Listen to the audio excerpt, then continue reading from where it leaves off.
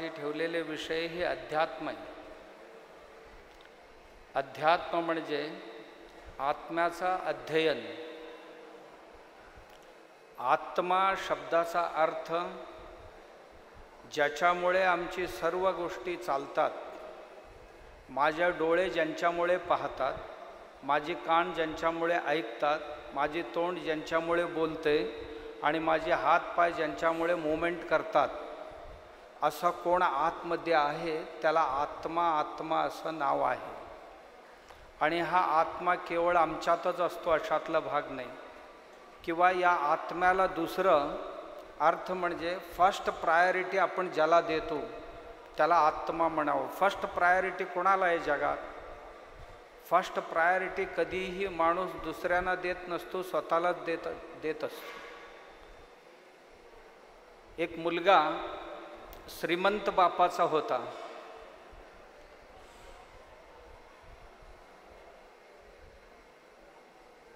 आणि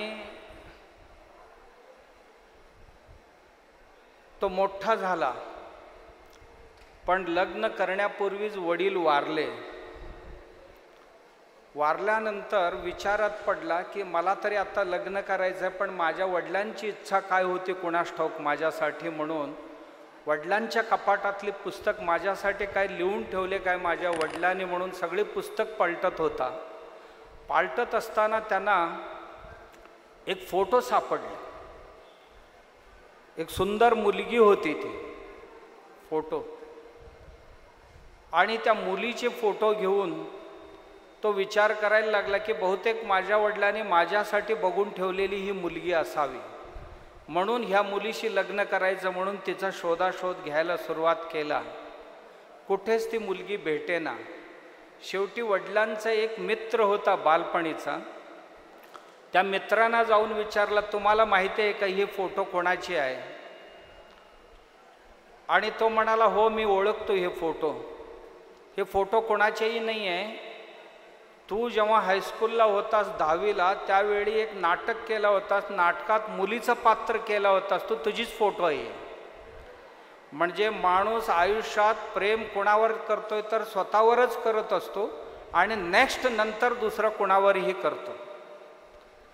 कोणाचाही प्रेम असेल फर्स्ट प्रायोरिटी स्वतःला असतो आणि सेकंड प्रायोरिटी कोणासाठीही असतो. आणि फर्स्ट प्रायोरिटी ज्यांच्याकरता असतो त्याला आत्मा असं नाव आहे. आत्मा म्हणजे आमच्या जीवनात जो फर्स्ट प्रायोरिटी आहे त्यालाच आत्मा असं नाव आहे. आणि हा आत्मा ही शरीर मन बुद्धी हे सर्वही चालवण्याचं काम करत असतो. पण तो कधीही बाहेर येत नाही, कधीही कोणाला काही सांगत नाही. फक्त त्याच्या उजेडात हे सर्वही, जसं सूर्य काहीही करत नाही, पण सूर्याच्या उजेड आल्याशिवाय या जगातल्या कुठल्याही ॲक्टिव्हिटीज चालू होत नाही. सूर्याच्या केवळ प्रकाशामुळे जसं ॲक्टिव्हिटीज चालतात तसा आत्मा नावाचा एक प्रकाश सगळ्यांच्या हृदयात असतो आणि त्याच्या प्रकाशामुळे आमच्या सगळ्या ऐकण्याची, पाहण्याची, बोलण्याची, बसण्याची, उठण्याची, झोपण्याची, जेवणाची जेवढी प्रक्रिया आहे ते सर्वही चालत असतात. आणि ह्याला जाणण्याची जी प्रक्रिया आहे त्याला अध्यात्म असं म्हणतात. आत्म्याला जाणण्याची प्रक्रिया हे केवळ माझ्यातच असतो का? नाही आहे, या जगात खूप साऱ्यांच्यात असतो. या आत्म्यालाच आपण असं समजतो की हा भगवंताचा एक अंश आहे आणि तो आमच्यात आहे असं आपण समजतो. जसं की एक 10-20 भांड्यांमध्ये पाणी भरून ठेवलेले, सूर्याचा प्रतिबिंब त्यात पडतो. 5-50 सूर्य त्यात दिसतात, प्रत्येक भांड्यात एक एक, पण ओरिजिनल सूर्य एकच असतो, प्रतिबिंब मात्र भिन्न भिन्न असतात. तसं आम्ही जेवढी शरीर आहोत तेवढी हे पात्र आहेत आणि आमच्या अंतःकरणच ही पाणी आहे आणि ह्याच्यात परमात्म्याची पडलेली प्रतिबिंब म्हणजेच आत्मा आहे असं आपण म्हणतो. आणि हा आत्मा सगळ्यांच्यात आहे आणि या आत्म्यापर्यंत पोचण्याचा अनेक मार्ग आहेत. योगशास्त्र त्याकरता एक मार्ग आहे. मनबुद्धी इंद्रियांचा निग्रह करून अंतर्मुखी होऊन स्वात्म्याला पाहणं. दुसरं कर्मयोग असतो. जी कर्म आमच्यासाठी मिळते त्या कर्मामध्ये पूर्णपणे झोकून घेणं आणि त्या कर्मातनं आनंद मिळवणं, कर्मच तिथे सर्वात प्रधान असतो. कर्मामध्येच परमात्मा आहे असं समजणं, हेही आत्माध्ययनच आहे. तिसरा एक मार्ग असतो की प्रीती किंवा प्रेम म्हणतो, जे निष्कलंक, अत्यंत व्यवहाराच्या पलीकडे असणारा निर्मळ निष्कळ प्रेम जे आहे त्यालाच परमात्मा असंही म्हणतात. आणि ते प्रेमाने एकमेकांना आपण जिंकू शकतो, एकमेकांच्या आत्म्यापर्यंत पोचू शकतो. आणि चौथा एक मार्ग आहे, औपनिषदिक मार्ग म्हणतो त्याला. त्या उपनिषदांमध्ये जीव म्हणजे तू, हे दिसणारा प्रपंच आणि ह्यांचा मालक जिथेही असेल तिथे, कारण मालक डोळ्यासमोर दिसेलच असं नाही आहे, देव सगळ्यांना दिसेलच असं नाही आहे, पण दिसत नाही याचा अर्थ नाही असं म्हणता येणार नाही. बरीच लोक म्हणतात जो दिसत नाही त्याच्यावर विश्वास ठेवायचा कठीण. नवरा बायको सारखे भांडत होती. बायको म्हणत होती देव आहे, देवाशिवाय ही सृष्टी झालेली नाही आहे. नवरा म्हणत होता जोपर्यंत मला दिसत नाही तोपर्यंत मी त्याच्यावर विश्वास ठेवणार नाही. दर दिवशी भांडणं व्हायची. लहान बाळ होता घरात, मुलगी होती एक छोटी. मुलगी म्हणाली आईला, आई रोज भांडताय कशासाठी? मी म्हणतो देव आहे आणि त्यांच्यामुळेच हे सर्व चालते असं म्हणते, आणि तुझा बाबा म्हणतोय जोपर्यंत तो दिसत नाही तोपर्यंत मी त्याच्यावर विश्वास ठेवणार नाही म्हणतोय. मुलगा म्हणाला मुलगी म्हणाली प्रॉब्लेम आज मी सॉल्व्ह करून टाकते. काय करणार तू? आता 20 वर्ष झाली मी भांडते, अजून पटला नाही तुझ्या बाबाला. मुलगी म्हणाली संध्याकाळपर्यंत पटवते की नाही बघा. पण बाबांनी घरी आल्यावर काही विचारलं तरी सांगायचं मला माहीत नाही, मुलीला विचारा मग मी उत्तर देईन म्हणाले. बाबा घरी आला, टेबलवर एक सुंदर चित्र रेखाटून ठेवलेले होते. आणि चित्र पाहिल्यानंतर बायकोला विचारलं अगं हे चित्र कुणी काढून ठेवले इथे? ती म्हणाली मला काही माहीत नाही, पोरीला विचार.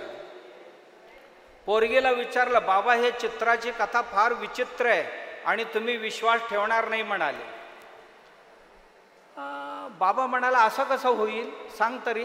नाही, सकाळी मी बसले होते घरात, त्या समोरच्या दुकानातनं कागद आपोआप आला आणि ते टेबलवर बसला. आणि शेजारच्या दुकानातनं पेन्सिल आला आणि चित्र रेखाटून परत गेला. तिसऱ्या दुकानातनं कुंच आणि रंग आले आणि रंगून निघून गेले. हे आपोआप झाले बघा बाबा चित्र म्हणाले. बाबा म्हणाला मूर्ख आहेस तू, असं कुठलं चित्र आपोआप बनत असते का म्हणाले. बाबा असं कसं म्हणताय तुम्ही? का नाही बनणार म्हणाले. बनते. बाबा म्हणाला नाही. मग मुलगी म्हणाली जर या चित्र काढणारा कुठे असेल तर मला दाखवा म्हणाली ती. अगं चित्र काढणारा माणूस आत्ता जरी आम्हाला दिसत नसला, ज्या अर्थी चित्र आहे त्याला एक चित्रकार असायलाच पाहिजे असं म्हणाला. बाबा एका चित्रासाठी चित्रकार असायलाच पाहिजे म्हणताय, आणि एवढा ब्रह्मांड नावाचं एवढा मोठं चित्र दिसते, ह्याला कोणतरी ब्रह्मांड नायक नसेल का? आणि ह्याला बनवणारा कुठे नसेल का? बाबा म्हणाला काय म्हणायचं आहे तुला? नाही, रोज घरात भांडताय तेच मला म्हणायचं आहे. तेव्हा बाबा म्हणाला एक चित्र जर चित्रकाराशिवाय निर्माण होत नाही, हे सृष्टी कोणाशिवायही निर्माण होत नाही असं कसं म्हणताय तुम्ही? तो म्हणाला नाही असायलाच पाहिजे. तो मला दिसत नाही ह्याचा अर्थ नाही असं म्हणता येत नाही, पण तो असतो. कुठे असतो त्याचा शोध घेणं ही आमचं कर्तव्य असते. यालाच अध्यात्म असं नाव आहे. कोणाला कुठे दिसतो, कोणाला कुठे दिसतो, कोणाला प्राण्यांमध्ये दिसतो, कोणाला झाडांमध्ये दिसतो, कोणाला मातीत दिसतो, कोणाला पर्यावरणात दिसतो, कोणाला दीन दुबळ्यांमध्ये दिसतो, कोणाला अशक्तांमध्ये दिसतो, कोणाला कशात दिसतो, दिसत असतो. कोणाला मुलांमध्ये दिसतो, कोणाला आईवडिलांमध्ये दिसतो, कोणाला बुजुर्ग लोकांमध्ये दिसतो, कोणाला गुरुजनांमध्ये दिसतो. आम्हाला जर परमात्मापर्यंत जायचं असेल तर मी अनेक मार्गांपैकी एक मार्ग बघितलेले आहे, सुंदर सेवा करणं. मी हैदराबादला गेलो होतो IT मध्ये काम करणारा शंकर नावाचा एक तरुण भेटला मला. मी त्याला विचारलं, कोण आहेत घराकडे? म्हणाला, माझी आई एकटीच आहे आणि मी एकटाच मुलगा आहे. काय करतोयस? मी IT मध्ये काम करतो म्हणाला. मग कामच करतोयस की आणखीन काय? नाही स्वामीजी, मी काम करतो, 8 तास माझी ड्युटी करतो. त्याच्याबरोबर जाता येता मला वाटेत जिथे जिथे बिल्डिंगची काम दिसत आहेत, त्या बिल्डिंग कॉन्ट्रॅक्टरचे इथे काम करणारी जी मजूर असतात त्यांची मुलं ही गल्लीत खेळत असतात आणि कुठल्याही शाळेत ते जातात का ह्याची माहिती घेतलं तर जात नाही असं कळलं. आणि या मुलांना घेऊन मी हळूच त्यांना एक शाळा सुरू केली इथे रस्त्यावरच, की रोज 1 तास या मुलांना शिकवायला सुरुवात केली. आणि नंतर हळूहळू या मुलांची एवढा माझ्याबरोबर संपर्क सुरू झाला की शिकवता शिकवता मला जिथे मी 10 मुलांना घेऊन शिकवायला सुरुवात केली, ही मुलं कधी 100 झाली मला कळलं नाही. आणि ही झालेले कळल्याबरोबर पलीकडच्या वार्डमध्ये जे काम चालू होती तिथले कामगार लोक आले आणि आमच्याकडे पण एक सुरू करताय का अशीच क्लास? आमची मुलांना काय लिहिता वाचता येत नाही आहे, परीक्षेला बसत नाही आहे. मग यांनी यांच्या अत्यंत प्रिय मित्रांना सांगितलं आणि त्या प्रिय मित्राला सांगितलं की 1 तासभर तू असं असं ह्यांना शिकवायचं. त्यांनी 3 वर्षामध्ये 25 ठिकाणी आपल्या मित्रमैत्रिणींसमवेत आत्ता तो क्लास चालवतो हैदराबादमध्ये. 1 रुपया कोणाकडूनही न घेता आपल्या आयुष्यातलं नोकरी करून 1 तास या गरीब मुलांसाठी म्हणून अत्यंत लोकप्रिय व्यक्ती बनली.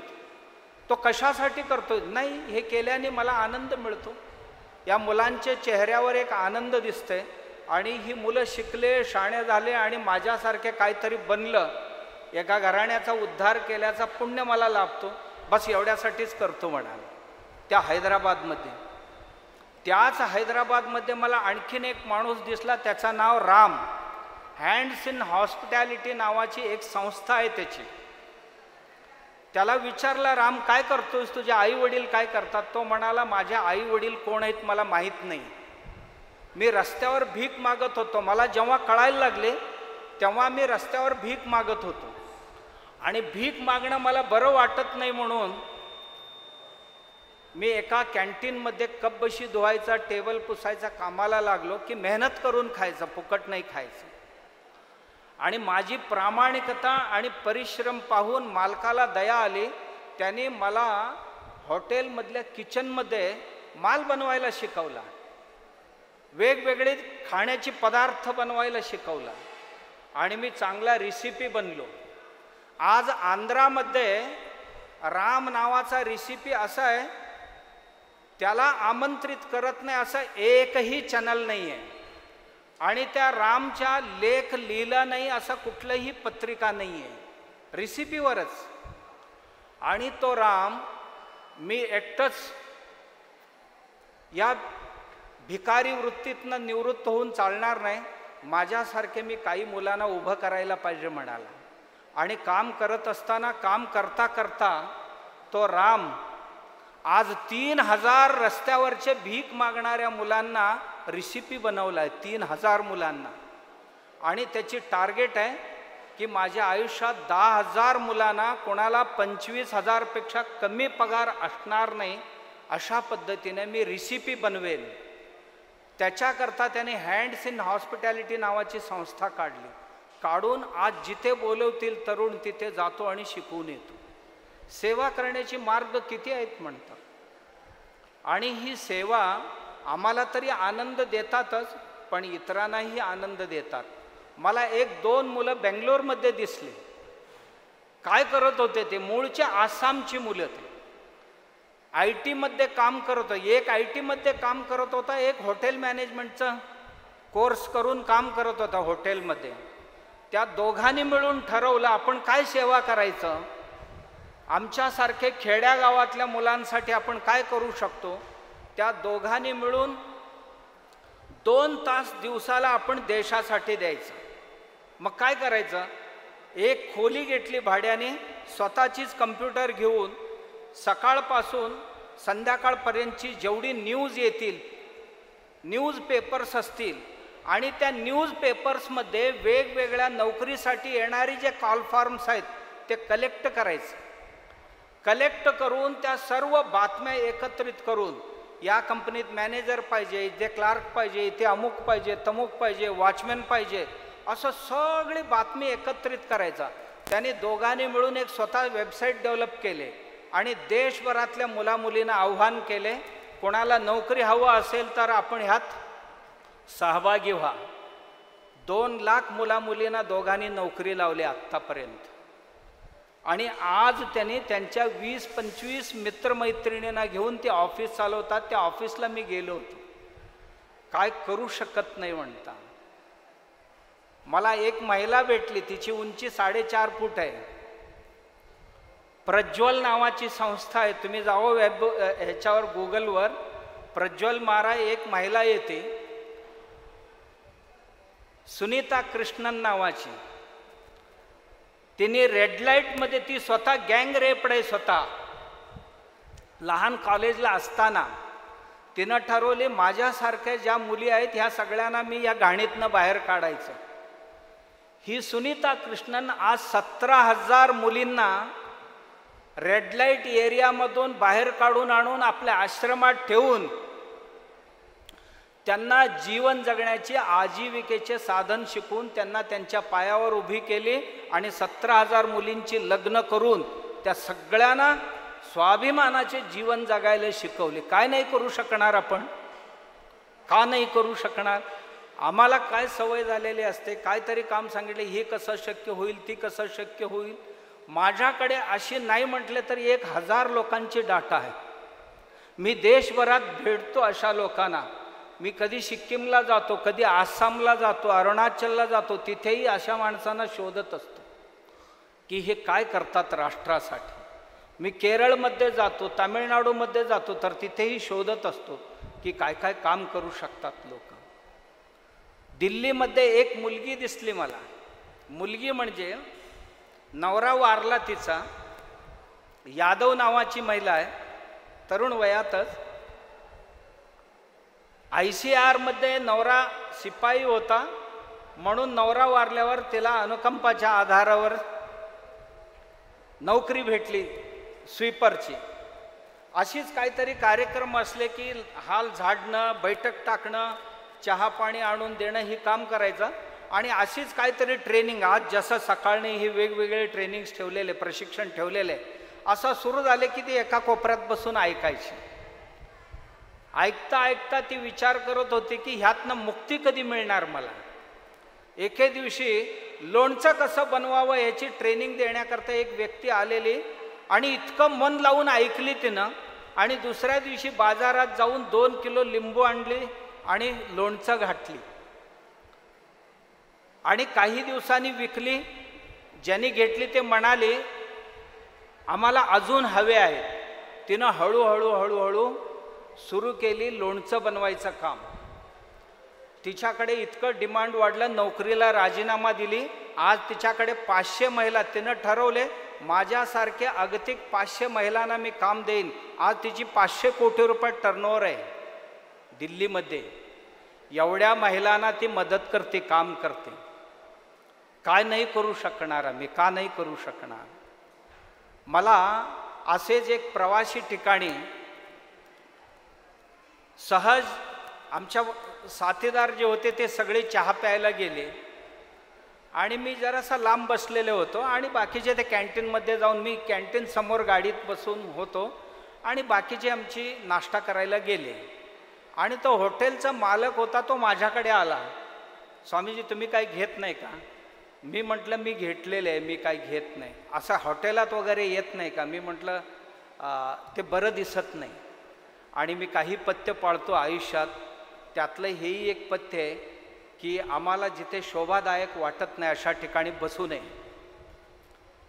म्हणून मी आलो नाही एवढंच. पण मला आवडतं तुमचं काम वगैरे, तुम्ही कशी काम करताय. मी कुठेही हॉटेलात कोणाच्यात गेलो नेले तर आधी त्यांची किचन बघून येतो, साफसफाई कशी असते, स्वच्छता कशी असते, काम करणारी कोण कोण आहेत आणि मटेरियल काय काय बनवतात, हे कुठून कुठून आलेले आहेत, कोणत्या गावची आहेत, ह्यांच्या मागे काय, हे सर्वही पाहत असतो. त्याला विचारलं मी, काय करतोयस तू? तो म्हणाला, स्वामीजी मी 10वी नापास आहे. मग तुझे आई वडील का? माझा वडील सिटी बसमध्ये कंडक्टर आहे आणि मला कुठल्याही स्कूल कॉलेजमध्ये नोकरी भेटणार नाही किंवा बाजारात कुठेही 10वी नापासला नोकरी भेटत नाही असं कळल्यानंतर मी डोसा बनवायचं एक तंत्र शिकलो. आता त्यांनी त्या डोसा बनवण्याच्या तंत्रावर त्यांच्याकडे एक 200 कामगार आहेत आता त्या मुलाकडे, आणि त्याच्याकडे ही टमटम आहेत ना, एका टमटमवर 5 मुलांना काम लावतोय तो. एका बाजूला बनवायचं, एका बाजूला द्यायचं. 3 लोक डोसा बनवणार आणि 2 माणसं वाटप करणार. कोणाचा वाढदिवस आहे, कोणाचा लग्न आहे, कोणाचा काय आहे, आणि काही नसेल तर बाजारात उभं राहून करायचं. तर तो म्हणाला, स्वामीजी 500 मुलांना मी आता मदत करतो, त्यांना माझ्यासारखे 10वी नापास जे आहेत ह्या सगळ्या मुलांना काहीतरी शिकवायचं असं ठरवलं, आणि माझं डोसा जे आहे 200 प्रकारचे मी डोसा बनवतो आणि त्याचा पेटंट केलेलं आहे. मी परवाच 5 कोटीला पेटंट विकले म्हणाला. माझे 5 कोटीला पेटंट विकला. तो माझ्याकडे येत असतो तो नेहमी आणि मी त्याच्याकडे जात असतो. माझी अशी देशभरात खूप सारी लोक आहेत. मी एवढ्याकरता सांगितलं की मी फक्त नमुना सांगितला. इथेच शिरोळ तालुक्यात एक महिला आहे ती जन्मजात थोडीशी विकलांग आहे, म्हणजे पांगळी आहे. लग्न केल्यावर नवऱ्याने नांदवला नाही, लंगडी आहे म्हणून. ती आईवडिलांकडे राहिली. घोसरवाडची आहे, कस्तुरी तिचं नाव. मेंढपाळांच्या घरात जन्माला आली आणि ना मेंढपाळ करू शकत नव्हती, तेही करू शकत नव्हती. आणि तिनं हळूच घरात आई वडिलांना म्हणाली ना, सासरवाडीत ठेवत नाही, आत्ता काय करू? ते म्हणाले घरात जेवून खाऊन राहा. घरातच होईल ते काम करून राहत होती. एके दिवशी एक म्हातारा माणूस येऊन दारात बसला. दिवसभर उठलाच नाही. उठला नाही म्हटल्यानंतर हळूच विचारले त्याला, आजोबा कुठल्या गावचे तुम्ही? तो म्हणाला मी शेजारचा गावचा आहे. मग सकाळपासून बसलाय, उठला नाही. मुलाने घराबाहेर काढले मला. आता जाऊ कुठे म्हणाला. आता एकच जागा राहिली मला वरती जाण्याची. असं कसं होईल म्हणाला. तुम्ही जेवा. त्याला जेवण दिली. बाळा आत्ता जेवण दिलीस तर उद्या काय होणार आहे? मग एक दिवस देव जेवून मी किती दिवस जगणार आहे? त्याच्यापेक्षा मी उपाशीच मरायचं ठरवले असं म्हणाल. ती म्हणाली मी आहे तोपर्यंत तुम्हाला काही मरू देणार नाही आजोबा, या म्हणाली. जेवायला वाढली. हळूच तो आजा तिथे जेवायला लागला आणि तो म्हटला मी तरी मोकळं कसं, मोफत कसं जेवू बाळा, मला काहीतरी काम सांग म्हणाला. तिनं काहीतरी सांगितले. तिला मदत तो करत होता, त्याला ती करत होती. करता करता आज तिच्या घरात 20 वृद्ध आहेत. कोणाकडे 1 रुपया मागत नाही आहे. 20 वृद्धांची ज्यांची मुलं बाळं आहेत. तुम्हाला माहिती आहे आई बाप 10 मुलं पाळू शकतात, पण 10 मुलं एका आई बाबाला सांभाळू शकत नाही. ही असली दुनिया आहे आणि असला काळ आत्ता आपण सगळेजण बघतो आहोत. आणि त्यात आम्ही सुद्धा कोण ना कोणतरी आज ना उद्या निघणार आहोत. ते निघू नये म्हणून मी आज ही गोष्ट आपल्याला सांगितली. एक विकलांग महिला काय सेवा करू शकते. अपना घर नावाची एक संस्था आहे, गुगलवर जावा. अपना घर नावाची, भारद्वाज नावाचा एक डॉक्टर BHMS संपल्यानंतर घरासमोर बसलेल्या म्हाताऱ्याला विचारलं इथे का बसलाय? तो म्हणाला पोराने घरातनं काढले मला बाहेर. हाताने काम करत होतो तोपर्यंत ठेवली, आता माझ्या हातून काम झेपत नाही म्हणून त्याला मला जेवू घालत नाही आणि घरातनं हाकलून काढले. म्हणाला हे काही एकटे नसणार, अशा लोकांसाठी मी काहीतरी करायला पाहिजे. म्हणत म्हणत म्हणत त्यांनी त्यांची BHMS पूर्ण होण्यापूर्वीच संकल्प केला की अशा लोकांसाठी मी काम करायला सुरुवात केला. अपना घर नावाची एक संस्था बनवल्यानंतर आज त्या अपना घरमध्ये भरतपूरला, राजस्थान आणि राजस्थानचा शेवटची जिल्हा उत्तर प्रदेशचा बॉर्डरवर आहे, मथुरेजवळ अपना घर नावाची संस्था आहे. त्या संस्थेत तुम्ही गेलात ना, तिथले असणारी माणसांना पाहण्याकरता धाडस लागते, नाहीतर हार्ट अटॅक येईल. माझ्याबरोबर 2-4 घेऊन गेलो होतो. 2 मिनिटात ते बाहेर पळाले, कारण ते पाहू शकले नाही.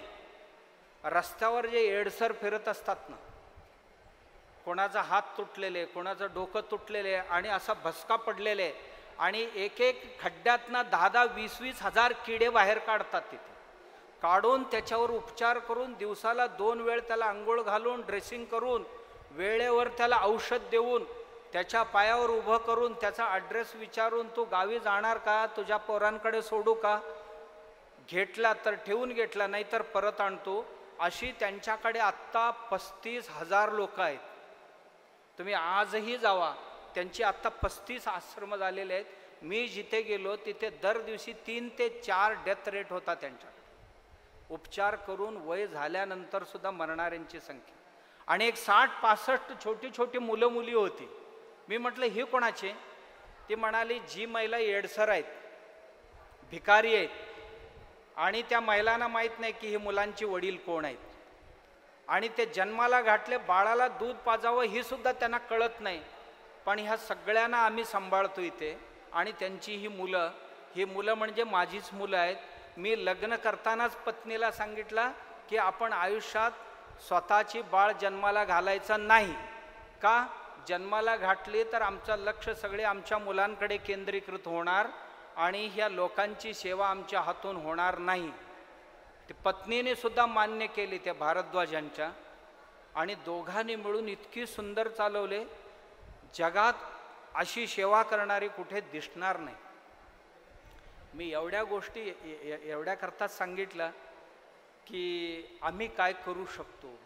असे आमच्या महाराष्ट्रातच शेकडो लोक आहेत, आजूबाजूला शेकडो आहेत, आणि आम्ही जाऊन तिरुपतीच्या हुंडीत 50,000 घालून येतो, पण आमच्या शेजारी उपाशी मरणाऱ्याला 25 रुपये देणार नाही. ही आमची वृत्ती असते. आमच्या लोकांना कधी डोळे उघडणार माहीत नाही आहे, पण आपण ह्या जगात जन्माला आलो घेण्याकरता नाही आलो, देण्याकरता आलो, ही आमच्या लक्षात असायला पाहिजे. घेणारी सगळे आहेत. एक आंब्याची झाड या सृष्टीकडून जे घेते ते सगळे परत करते, स्वतःकरता काही ठेवत नाही. एक जनावर काहीतरी या सृष्टीतनं खाते तर त्याला सगळीच परत करते, स्वतःकरता काहीच संग्रह करून ठेवत नाही. आणि एक नदी या सृष्टीकरता पाणी वाहवत असेल तर एक थेंबही स्वतः नाही पित, धुण्याकरता, पिण्याकरता आणि स्नानाकरता सगळ्यांनाच ते स्वयं अर्पित करते, पण स्वतः कधीही काही घेत नाही. एक फूल या जगात जन्माला येते, फार वेळ जगत नाही आहे, पण जेवढा वेळ जिवंत आहे फूल तेवढा वेळ जगाला आपली सौंदर्य देते, आपली सुगंध देते, आणि लोकांचे मन प्रफुल्लित करून मरून जाते. आणि एक मधमाशी जे 4-8 दिवस जीवन जगते, जगत असताना ती मधमाशी अनेको फुलांना स्पर्श करून परागीकरण करून त्यांना फळ बनण्याची सामर्थ्य देते, आणि आपण स्वीकारलेले मध नेऊन ठेवून दुसऱ्यांना ते मध देण्याचं काम करत असते. असं कुठलाही प्राणी बघा, पक्षी बघा, ते निसर्गाकरताच काहीतरी करत असते आणि स्वतःकरता काही करत नसते. आम्ही मनुष्य नावाचे जे प्राणी आहोत ह्या सगळ्यांचे शोषण करतो, आणि आम्हाला वाटतं की हे सर्व जग आमच्यासाठीच देवाने निर्माण केले. का आमच्यासाठी निर्माण केले? इथे लाखो जीवसृष्टी आहेत, हे सगळ्यांचा अधिकार समान आहे याच्यात, आणि सर्वजण देतात. तर मी काय दिले ह्या सृष्टीला? या सृष्टीकडनं एवढं मी घेतले, आणि मी काय दिले ह्या सृष्टीला? एकदा आपण स्वतःला विचारावं, मी काय देऊ शकेन का? जे दुर्बल घटक आहे या सृष्टीत, गरजू घटक आहे, तो कोणी मनुष्य असेल, प्राणी असेल, पक्षी असेल, कोणी असेल, याच्यापेक्षा मोठं धर्म आणि मोग दया धर्म का मूल है, इस पर भी स्वर्ग नहीं मिले तो तुलसीदास जामीन है. तुळशीदास म्हणतात ह्याच्यापेक्षा मोठं कुठलंही धर्म नाही आहे ज्यामध्ये दया नाही आहे. आणि आमच्याकडे दया असेल तरच आम्ही काहीतरी सेवा करू शकतो. आम्ही काय सेवा करू शकतो? छोटी छोटी छोटी छोटी सेवा करू शकतो आपण, इतक्या साऱ्या प्रकारची करू शकतो की आपण कल्पना करू शकणार नाही. मला वाटलं की काय करावं. आमच्या इथे जवळपासचे 100-150 गावांमध्ये मराठी शाळेतल्या मुलांना 10वीला गेले तरी सुद्धा लिहिता वाचता येत नव्हता. मग ह्या मुलांप्रती मी काय करता येईल का? मी 150 शिक्षक नेमले आमच्या मठाच्या वतीने, या ज्या मुलांना लिहिता वाचता येत नाही यांना शिकवा आणि इतर मुलांच्या बरोबर सोडा. महिन्याला 5-10 लाख रुपये खर्च येते तर मी भिक्षा मागून आणतो, मेहनत करून आणतो. मी पैशाची सोर्स निर्माण केला. आज 150 गावांमध्ये मी त्या शाळेतल्या मुलांना काहीतरी शिकूया म्हणून. लहान लहान बाळं आजारी पडत होती. मी काही तज्ज्ञ वैद्यांबरोबर सल्लामशवरा केला. ते म्हणाले, स्वामीजी एक सुवर्णबिंदू नावाचा एक औषध असते, याचा प्राशन जर करवलं या मुलांना, ही मुलं आठवड्याला 15 दिवसाला जे दवाखान्याला जातात जाणार नाही आहे. गेले 13 वर्ष दर महिन्याला 30,000 मुलांना आम्ही ते गुठी पाजतो. की काय काम करायचं तर कितीही करू मी नॉर्थ ईस्टमधले आमच्याकडे एक 100-200 मुलं आणून ठेवलेले मेघालयची, ज्या मुलांना जिथे शाळा नाही आहे, काहीच नाही आहे, अशी एक 100-200 मुलं आणलेले मी कॉलेज पूर्ण करून नोकरीला लावून त्यांच्या घरी पाठवतो. मला बरीच लोक म्हणतात, स्वामीजी तुम्हाला काय मिळणार ह्यातनं? ह्या जगात मिळवण्यासाठी नाही आलो आपण, आपण देण्यासाठी आलो, घेण्यासाठी नाही आलो. अशी छोटी छोटी छोटी छोटी मी एक व्यक्तीला तरी सांभाळू शकेन का? एक व्यक्तीला जाता जाता काय मदत करता येईल? असं केलं तर दुसऱ्या आत्म्यापर्यंत पोचल्यासारखे होईल. म्हणून आपण आपल्या आयुष्यात देशासाठी, समाजासाठी, निसर्गासाठी खूप काही करू शकतो.